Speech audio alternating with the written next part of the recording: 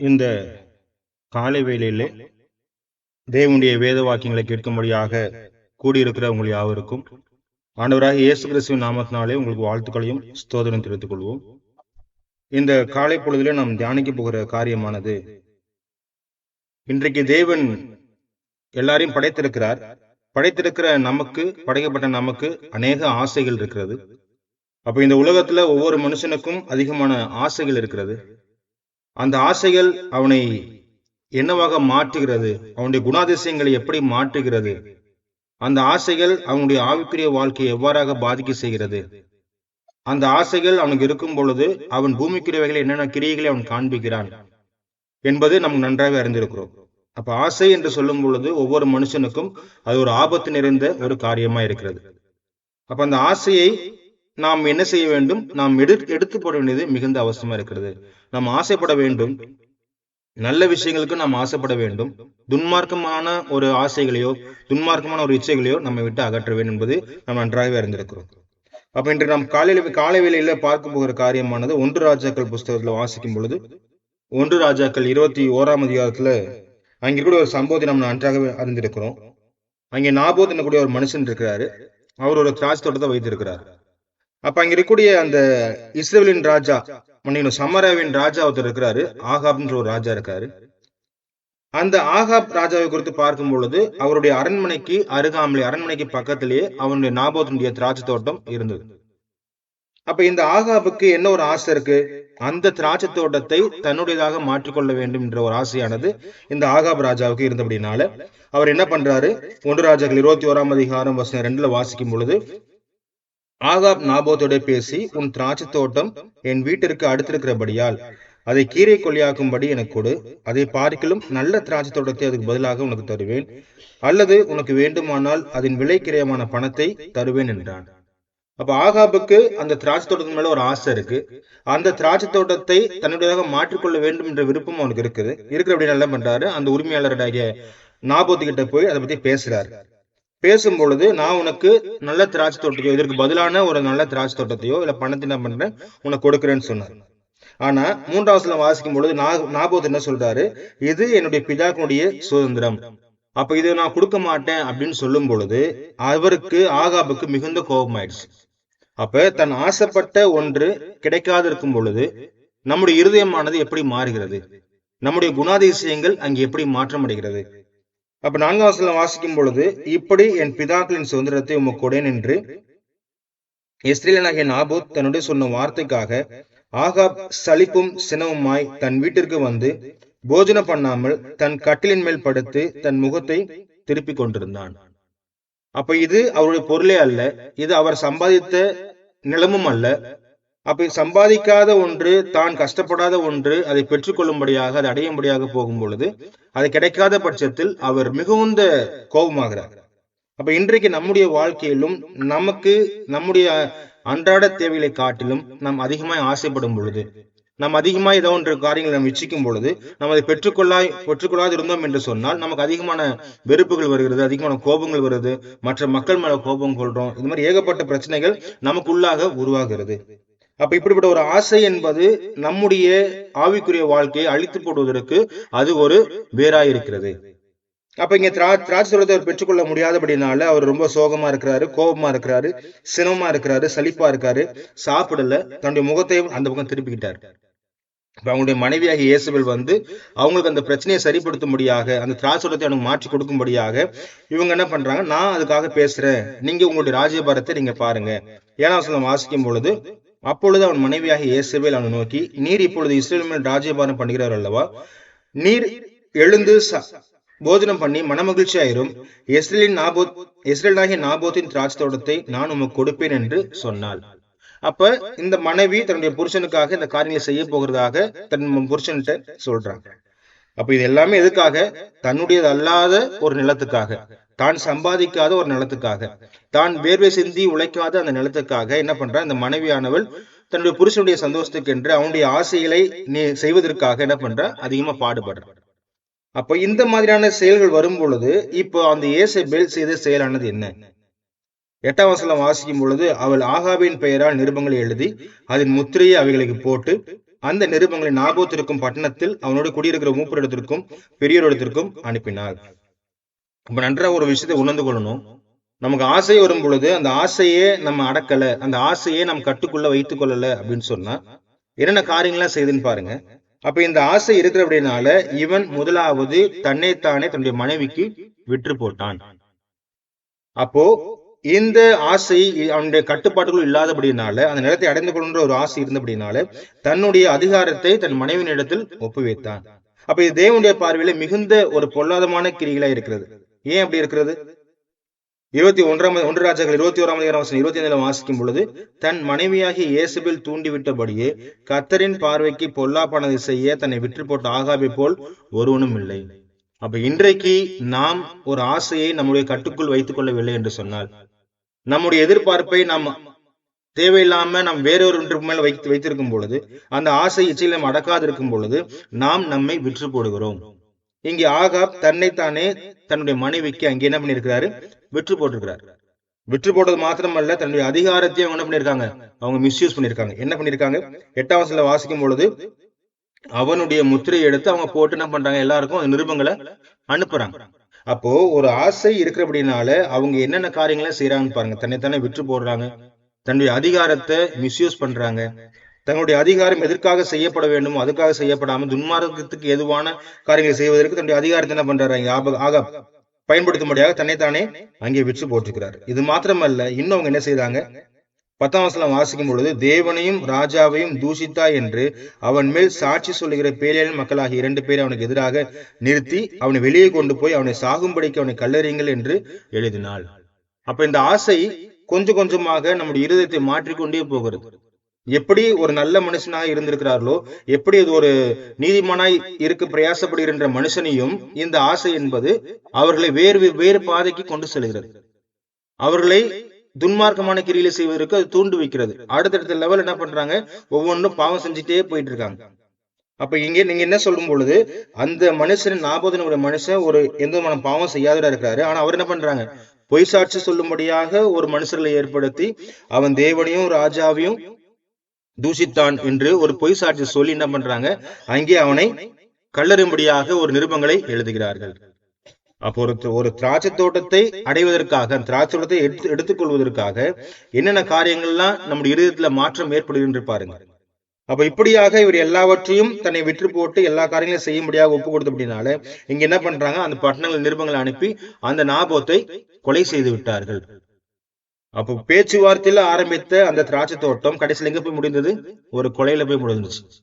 அப்ப நமக்கு ஒரு பொருள் வேணும், நமக்கு ஒரு ஆசை இருக்கு, அந்த ஆசை நிறைவேற்றணும் அப்படின்னு சொல்லும் பொழுது நம்ம எந்த அளவுக்கு இறங்கி எந்த அளவுக்கு நம்ம போக முடியுமோ அந்த அளவுக்கு என்ன பண்றோம்? முயற்சி செய்யறோம். ஆனா இதுக்கு இப்படிப்பட்ட முயற்சி ஒரு தேவன் விரும்பக்கூடிய முயற்சியா? அப்போ ஒரு கெட்ட பொருளுக்கு ஒரு துன்மார்க்கமான கிரியை செய்வதற்கு நாம் என்னென்னலாம் செய்ய முடியும்? அடுத்தடுத்த லெவல்ல அடுத்தடுத்த கடத்துக்கு போக்குறதுக்கு, அதை அடைந்து கொள்வதற்காக என்னெல்லாம் செய்யணும் அப்படின்னு ஆசைப்படுறோம். ஆனா அதே ஒரு வேகம், அதே ஒரு முயற்சி நல்ல விஷயங்கள் செய்வதற்கு என்ன செய்ய நமக்கு வருகிறது இல்லை. மனுஷனுடைய வாழ்க்கையில அதிகமான தேவைகள் இருக்கு. நம்முடைய குடும்பத்துல நமக்கு அதிகமான பொருட்கள் வேணும். நம்முடைய குடும்பத்தை நடத்துவதற்கு தேவையான காரியங்கள் இருந்தாலும் இன்னும் கொஞ்சம் சுகமாய் வாழ்வதற்கு அதிகமான பொருட்கள் அத்தியாவசியமே தான் இருக்குது. ஆனா அதன் மேல் நம்ம ஆசை வைத்து அதை பெற்றுக்கொள்வதற்காக நாம் அதிகமாக பாடுபடும் பொழுது நம்முடைய இருதயமானது இப்படியாக திருக்காக மாறுகிறது. நம்முடைய இருதயமானது கெட்டதை செய்ய அங்கே ஓடுகிறது. அப்ப இது போல ஒரு ஆசை வரும் பொழுது இந்த ஆகாப் என்பவன் தன்னைத்தானே விற்று போட்டான். அப்ப இன்றைக்கு நீங்கள் நானும் ஆசைகள் வரும் பொழுது, இந்த உலகத்தினுடைய பொருளை சம்பாதிப்பதற்கான ஆசைகள் வரும் பொழுது நாம் என்ன செய்கிறோம்? நாம் நம்மை நாமே சாத்தானுக்கு ஒப்பு கொடுத்து விடுகிறோம். நாம் அதிகமான பொருளை சம்பாதிப்பதற்காக நம்முடைய நேரங்களை அதுக்காக செலவிடுகிறோம். அப்படி செலவிடும் பொழுது நாம் தேவனுடைய வேத வாக்கியங்களை கேட்பதை மறந்து விடுகிறோம். தேவனுடைய சபை கூடுவதை மறந்து விடுகிறோம். இன்றைக்கு அநேகர் பார்க்கும் பொழுது ஒரு சிலர் தங்களுடைய அன்றாட வாழ்க்கைக்காக அதிகமா பிரயாசப்படுறாங்க. தங்களுடைய நார்மலான ஒரு வேலைகளை செய்யறாங்க.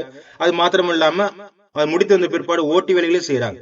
இல்ல அதிகமான வேற ஜாப் என்ன பண்றாங்க? வேலைகளை செய்யறாங்க. அப்படி செய்யும் பொழுது தங்களுடைய அன்றாட வாழ்க்கைக்காக செய்தால் ஒன்றும் பிரச்சனை இல்லை. ஆனா அதிகமாக சம்பாதிக்க வேண்டும் செய்யும் பொழுது தங்களுடைய வீட்டு வேத வகுப்பையோ, தங்களுடைய தேவனை தொழுது தேவனுடைய வார்த்தைகளை கேட்கின்ற நேரங்களையோ, தேவனை ஜெபிக்கூடிய அந்த நேரங்களையோ இழந்து போகிறார்கள்.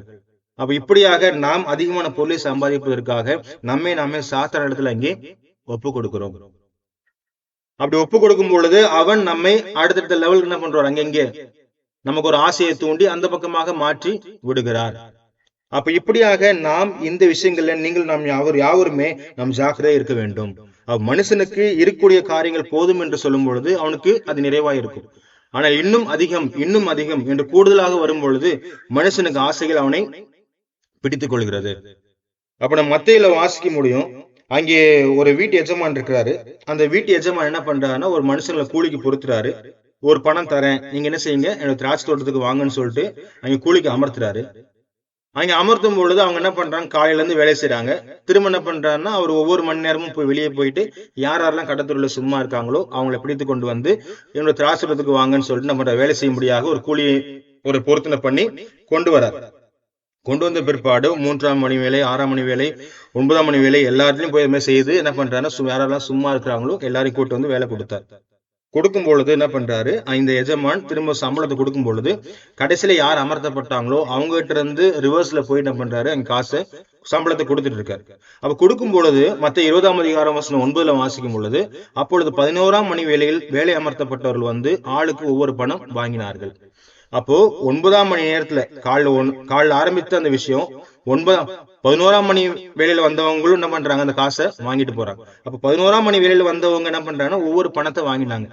அப்ப என்ன பண்ணாங்க, முந்தி காலில் முதல்ல அழைக்கப்பட்டவர்கள் இல்லையா, அவர்கள் என்ன பண்ணாங்க, மத்த 20ஆம் அதிகாரம் வசனம் 10ல வாசிக்கும் பொழுது, முந்தி அமர்த்தப்பட்டவர்கள் வந்து தங்களுக்கு அதிக கூலி கிடைக்கும் என்று எண்ணினார்கள். அப்ப இதுதான் மனுஷனுடைய ஒரு பிரச்சனையா இருக்கு. அப்போ இவங்க 11ஆம் மணி வேலையில வந்தவங்களுக்கு ஒரு பணம் கொடுத்துட்டாரு. ஆனா முந்தி அமர்த்தப்பட்டவர்களுக்கு ஒரு பணம் தான் சொல்லியிருந்தாரு. ஆனா இவங்க என்ன பண்ணாங்க, லேட்டா வந்தவங்களுக்கு ஒரு பணம் தான் கிடைச்சிருக்கு, நமக்கு அதிகமான பணம் கிடைக்கும். அப்ப இன்றைக்கு நம்முடைய வாழ்க்கையில எங்கேயாவது ஃப்ரீ இல்ல எங்கேயாவது எக்ஸ்ட்ரா, இப்ப ஏதோ ஒரு மளிகை பொருட்களோ இல்ல ஏதோ ஒரு பொருட்களை வாங்கும் பொழுது அதுல கூடுதலா ஒரு எக்ஸ்ட்ராவோ இல்ல ஃப்ரீயோ இல்ல எக்ஸ்ட்ரா எத்தனை கிராம் போட்டிருக்குன்னு சொல்லும் பொழுது நம்முடைய பார்வை அங்கேதான் போகுது. அப்ப மனுஷனுடைய பொதுவாக நம்முடைய எண்ணமானது எது நமக்கு அதிகமான லாபத்தை கொடுக்கிறது, எது நமக்கு அதிகமா இலவசமாக கிடைக்கிறது அப்படிதான் பாக்குறோம். அப்ப இந்த மாதிரி எது கூடுதலாக போகும் பொழுது, அதிகம் கூடுதல் அப்படின்னு சொல்லும் பொழுது அங்கே ஒரு ஆபத்து நிறைந்திருக்கிறது. அப்போ சாதாரணமா ஒரு மளிகைல போகும் பொழுது ஒரு 50 கிராம் பாக்கெட் வாங்குறதுக்கு நம்ம என்ன பண்றோம், 100 கிராம் பாக்கெட் வாங்க இன்னொரு எக்ஸ்ட்ரா கிடைக்குன்னு சொல்றதுக்காக நம்முடைய பணத்தை போட்டு 100 கிராம் பொருள் என்ன பண்றோம், வாங்குறோம். அப்ப இந்த மாதிரி ஒரு அதிகமான கூலி இல்ல அதிகமான காரியங்கள் கிடைக்கும்னு சொல்லும் பொழுது, இலவசம் என்று சொல்லும் பொழுது நம்முடைய மனதானது அந்த பக்கம் ஈர்க்கப்படுகிறது. இப்படி சாத்தான் நம்மை நாமே விற்று போடும்படியாக அங்கே நம்மை தூண்டி வைக்கிறான். மனுஷனுடைய ஆசைகள் என்று சொல்லும் பொழுது அதிகமா இருக்கிறது. அந்த ஆசைகள் அவனை நல்வழிப்படுத்தாமல் அவனை தீய வழிக்கு கொண்டு செல்கிறது. அப்ப பணம் என்பது மனுஷனுக்கு அன்றாடம் ஒரு தேவைப்படக்கூடிய விஷயம்தான். அது பணத்தை பத்தி தேவன் நல்ல விதமாக சொல்றாரு. நம் பிரசங்கில வாசிக்கும் பொழுது பிரசங்கி 10ஆம் அதிகாரம் வசனம் 19ல, விருந்து சந்தோஷத்துக்கு என்று செய்யப்படும், திராட்சரசம் ஜீவனுள்ளோரை களிப்பாக்கும், பணமும் எல்லாவற்றுக்கும் உதவும்.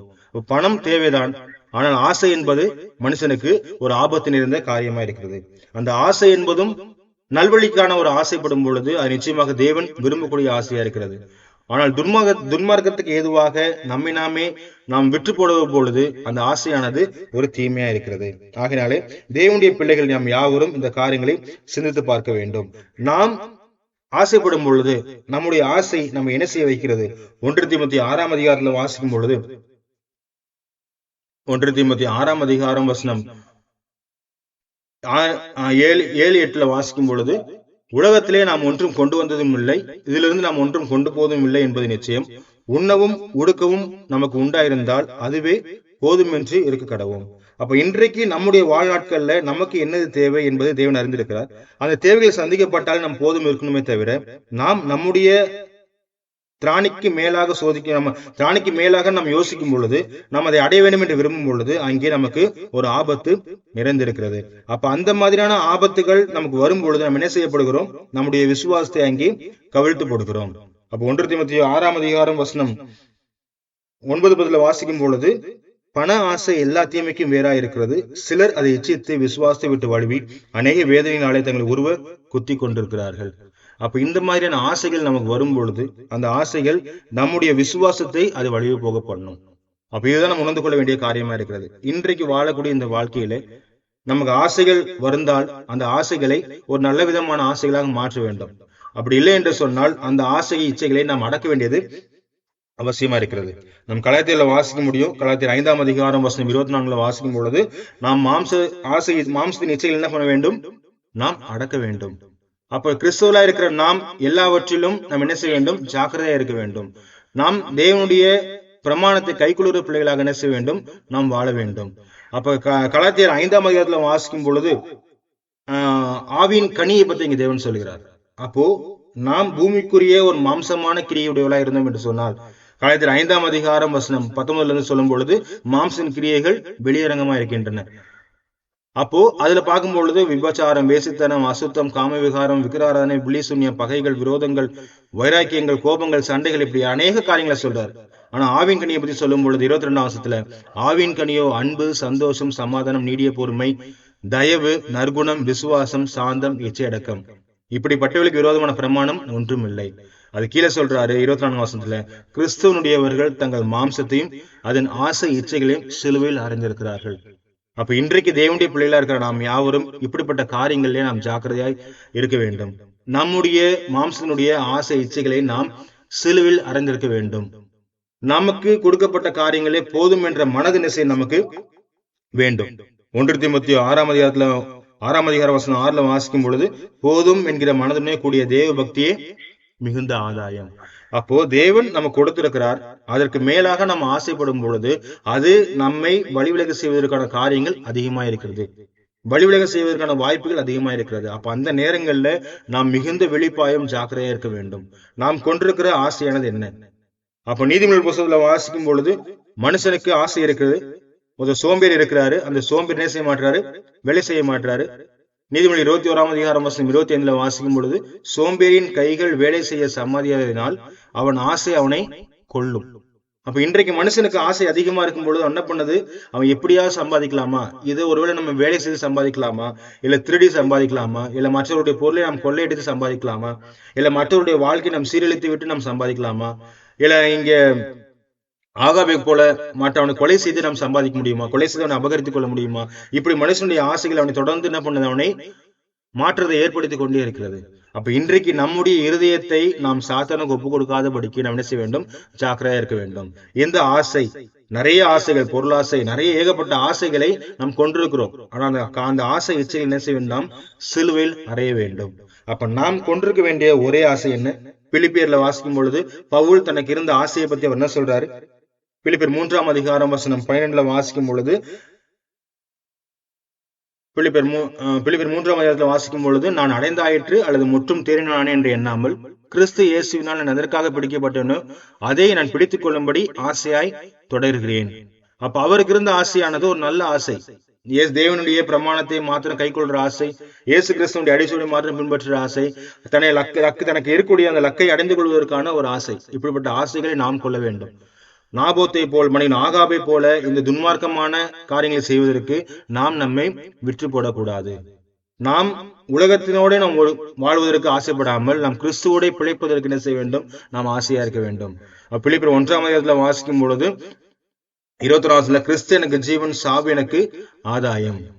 அப்ப இப்படியாக நாம் நமக்காக வாழாமல் 23ஆம் வாசிக்கும் பொழுது ஏனெனில் இவ்விரண்டினாலும் நான் நெருக்கப்படுகிறேன், தேகத்தை விட்டு பிரிந்து கிறிஸ்து உன்னை கூட எனக்கு ஆசை உண்டு, அது அதிக நன்மையா இருக்கும். அப்ப நாம் இந்த உலகத்தின் பொருள்களுக்காக நாம் அதிகமாக பிரயாசப்படாமல், உலகத்தின் பொருள் மேல அதிகமாக ஆசை வைக்காமல் நாம் என்ன செய்ய வேண்டும்? உலகத்தை விட்டு நாம் பிரிந்து வர வேண்டியது மிகுந்த அவசியமா இருக்கிறது. அப்ப தேவனுடைய பிள்ளைகளா இருக்கிற நாம் யாவரும் இந்த காரியங்கள் என்ன செய்ய வேண்டும்? நாம் உணர்ந்து பார்க்க வேண்டும். ஆசைகள் வருவது அது சாதாரண விஷயம்தான். அந்த ஆசைகளுக்கு நாம் நம்மை ஒப்பு கொடுக்க கூடாது, நாம் விற்று போடக்கூடாது. விற்று போடும் பொழுது அங்க என்ன காரியங்கள் செய்யப்பட்டது? நாபோத் ஆகாபை குறித்து பார்க்கும் பொழுது அவருக்கு கோபம் வந்தது. அந்த ஆசையினால அவருக்கு ஏற்பட்ட மாற்றங்கள் என்னன்னு பார்க்கும் பொழுது கோபம் வந்தது, சலிப்பு வந்தது, போதனை பண்ணல, தன்னுடைய முகத்தை திருப்பிக்கிட்டாரு, அவருடைய அதிகாரத்தை மிஸ்யூஸ் பண்ணாங்க. அது மாத்திரமல்லாம அங்கே ஒரு மனுஷனை, பாவம் செய்யாத ஒரு மனுஷனை, அதாவது துன்மார்க்கம் செய்யாத மனுஷனை பொய் சாட்சி சொல்லி அவன் என்ன பண்ணாங்க? அவன் மேல பொய் சாட்சிகளை ஏற்படுத்தினாங்க, அவன் மேல கல்லெறிஞ்சாங்க, கடைசியில என்ன பண்ண? கொலை செய்து முடிச்சுட்டாங்க. அப்ப இப்படியாக ஒரு பொருளை அடைந்து கொள்வதற்காக, தம்முடைய ஆசைகளை நாம் எடுத்துக் கொள்வதற்காக, அபகரித்துக் கொள்வதற்காக என்ன பண்றோம்? இந்த காரியங்கள் எல்லாத்தையும் நம்ம செய்யறோம். இது செய்வதற்கு நம்முடைய இருதயத்துக்கு நம்மை நாமே விற்று போடுகிறோம். சாத்தானுக்கு நம்மை நாமே விற்று போடுகிறோம். அவன் அந்த ஆசைகளை கொண்டு வருவதற்காக என்ன பண்றான்? அதிகமாய் நம்மை தூண்டிவிக்கிறான். அங்கே ஏசபேல் தூண்டிவிட்டபடியே ஆகாப் என்ன பண்ண இந்த காரியங்களை தன்னைத்தானே விற்று போட்டான். அப்ப இன்றைக்கு நீங்கள் நானும் சாத்தான் நம்மை தூண்டும் பொழுது, நம்முடைய இதயத்துக்குள்ளாக வந்து நம் துன்மார்க்கமான செயல்களை நம்ம செய்வதற்கு அதிகமாக தூண்டப்படும் பொழுது நம்ம என்ன செய்ய வேண்டும்? அவனை மேற்கொள்ள வேண்டும். அவன் அந்த ஆசை இச்சைகளை நம்ம என்ன செய்ய வேண்டும்? அடக்க வேண்டும். நமக்கு போதும் என்கிற மனதை நம்ம என்ன செய்ய வேண்டும்? நமக்கு நிச்சயமா இருக்க வேண்டியது மிகுந்த அவசியமா இருக்கிறது. அப்ப நீதிமொழிகளை வாசிக்க முடியும். அந்த அங்கே ஆகூர் என்னக்கூடிய ஒரு மனுஷன் என்ன பண்றாரு? அங்கே ஒரு வார்த்தைகளை சொல்றாரு. நீதிமொழிகளை வாசிக்கும் பொழுது, நீதிமொழிகள் 30ஆம் அதிகாரம் வசனம் 8 வாசிக்கும் பொழுது, மாயையும் பொய் வசனிப்பையும் எனக்கு தூரப்படுத்தும், தரித்திரத்தையும் ஐஸ்வர்யத்தையும் எனக்கு கொடாதிப்பீடாக. அப்ப நம்ம ஒன்று நல்லா உணர்ந்து கொள்ளணும். இன்றைக்கு நம்ம தரித்திரமா இல்லை, ஆனா நம்முடைய தேவைகள் இன்னும் அதிகமா இருக்கிறது என்பதை நம்ம உணர்ந்திருக்கிறோம். ஆனா தரித்திரம் இல்லாதபடினால என்ன செய்யணும்? நம்ம சந்தோஷப்படணும். ரொம்ப அதிகமா ஐஸ்வர்யம் இருந்தாலும் என்ன பண்ணணும்? பயப்படணும். ஏன் பயப்படணும்? 9ஆம் வசனம் வாசிக்கும் பொழுது, நான் பரிபூர்ணம் அடைகிறதுனால் மறுதலித்து கர்த்தர் யார் என்று சொல்லாதபடிக்கும், தரித்திரப்படுகிறதுனால் திருடி என் தேவனின் நாமத்தை வீணிலே வழங்காதபடிக்கும் என் படியை எனக்கு அளந்து என்னை போஷித்தருளும். அப்ப நாம் ஒண்ணு குறைவாய் இருந்தோம் என்று சொன்னால் நாம் என்ன பண்றோம்? திருடுறதுக்கு பாக்குறோம், இல்ல வேற வழியை சம்பாதிக்கிறதுக்கு பாக்குறோம். அதே அதிகமா இருக்கும்போது என்ன பண்றோம்? நாம் தேவனை மறந்து போகிறோம். அப்ப இந்த மாதிரியான காரியங்கள் செய்யப்படாதபடிக்கு நம்முடைய ஜபமானது இப்படி போல என்ன செய்ய ஜபமாய் இருக்க வேண்டும். நம்முடைய தேவைகள் அன்றாட சந்திக்கப்படும்படியாக இருந்தால் அதுவே என்ன செய்ய நமக்கு போதுமான காரியங்களா இருக்கிறது. அதை நாம் வைத்துக்கொண்டு நம்முடைய ஆவிக்குரிய இலக்கை அடைந்து கொள்வதற்காக பவுல் எப்படி ஆசையை தொடர்ந்தாரோ அதே போல என்ன செய்ய நம்ம ஆசையை தொடர வேண்டும். அப்ப நாம் கற்றுக்கொண்ட காரியமானது இதுதான். பூமிக்குரியவைகளே நாம் ஆசைப்படலாம், ஆனால் அந்த ஆசையானது ஒரு நல்ல விதமான ஒரு ஆசையா இருக்க வேண்டும். ஆவிக்குரிய வாழ்க்கையை அது தடுத்து போடக்கூடாத ஒரு ஆசையா இருக்க வேண்டும். அது ஆவிக்குரிய வாழ்க்கையிலே நாம் அதிகமான பலன்களை பெற்றுக்கொள்வதற்கான ஒரு ஆசையா இருக்க வேண்டுமே தவிர பூமிக்குரிய பலன்களை பெற்றுக்கொள்வதற்கான ஆசையாய் இருக்கக்கூடாது.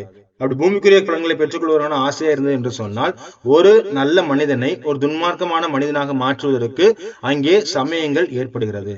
இங்கே இந்த ஆகாப் ராஜாவை போல தன்னைத்தானே விற்று போடக்கூடிய ஒரு சமயமும், நாம் தவறாக பயன்படுத்தக்கூடிய சமயமும், மற்றும் துன்மார்க்கமான கிரிகளை செய்வதற்கும் ஒரு மனுஷனுடைய உயிரை எடுப்பதற்குமான ஒரு சமயம் அங்கே ஏற்படுத்துகிறது. இன்றைக்கு நம்ம அநேக நியூஸ்ல பார்க்கும்போது ஒரு செயின் பறிப்பதற்காக என்ன பண்றாங்க? செயினை பறிக்கணும் தான் போறாங்க. என்ன பண்றாங்க?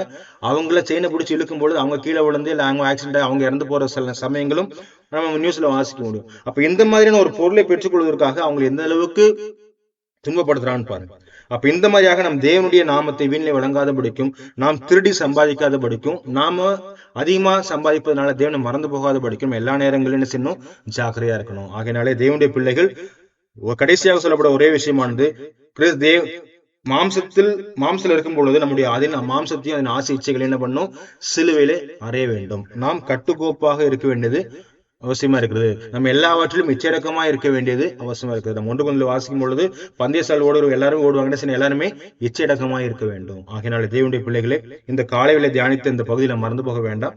நமக்கு இருக்கக்கூடிய ஆசைகளை காட்டிலும் அந்த ஆசைகள் நல்ல விதமான ஆசைகளை மாற்றணுமே தவிர துன்மார்க்கமான ஆசைகளுக்கு மாற்றும் பொழுது நாம் நம்முடைய இருதயத்தையும் நாமே என்ன செய்யறோம்? துன்மார்க்கத்துக்கு சாத்தானுக்கு ஒப்புக் கொடுக்கிறோம். அப்படி ஒப்புக் கொடுக்கும் பொழுது அவன் கிரியைகளை செய்யும் பொழுது, அதிகமான கிரியைகளை செய்யும் பொழுது நாமே ஒரு பொல்லாப்பாய் செய்வதற்கு, நம்மை விற்று போடுவதற்கு அங்கே வாய்ப்பா இருக்கிறது. ஆகையினாலே தேவனுடைய பிள்ளைகளே, நாம் சாத்தானுக்கு ஊழியம் செய்யாதபடிக்கு, நம் சாத்தானுக்கு நம்முடைய இருதயத்தை ஒப்புக் கொடுக்காதபடிக்கு நாம் யாவரும் கவனமாய் இருந்து இச்சையடக்கமாய் இருப்பதற்கு நாம் அதிகமாக பிரயாசப்படுவோமாக.